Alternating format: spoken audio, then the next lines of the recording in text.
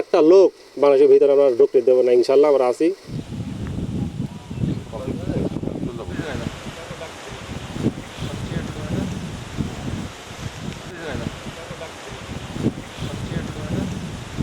ঝড় বৃষ্টির ভিতরে আমরা নিজে পলিথিন জড়িয়ে বর্ডারে ছিলাম, ওই যে ওই বাগানের ভিতরে লাইট মেরেছিলাম, আমরা বাঁশি বাজাচ্ছি, আমরা চিৎকার করছি, ওরা লাইট অফ করে দিচ্ছে এই পাশে মানুষ ঠেলে দেওয়ার জন্য।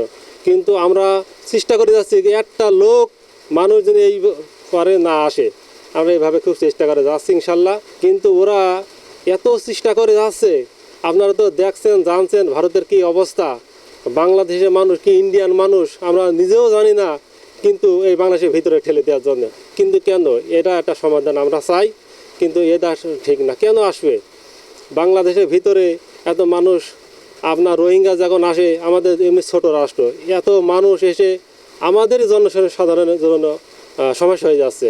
তো আমরা এই যে ইন্ডিয়া থেকে দেবে, রোহিঙ্গা থেকে দেবে, তো আমরা কোথায় যাব?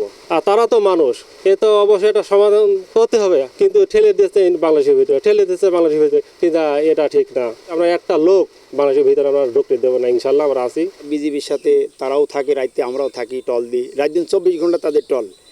এর ভিতরে এদের সময়তে খাইতে পাচ্ছে না, ওদের জন্য সবসময় ধরো টল দিতে আছে। আর ওরা গাড়ি ঘোড়া নিয়ে এসে, আমার জীবনে আমি এত বড় বয়সে এত বড় বড় গাড়ি কোনোদিন দেখিনি। এটা কয়েদের জেলখানার গাড়ি, 4-5টা করে আসছে, জায়গায় জায়গায় গ্রুপে রাখছে, আলো বন্ধ করছে। সময়তে আমার এই বিজিবি আমাদের যে আছে পাবলিক আছে, এদের সহকারে শস্যার হই হিল্লা করে তারপরে আবার আলো দিচ্ছে।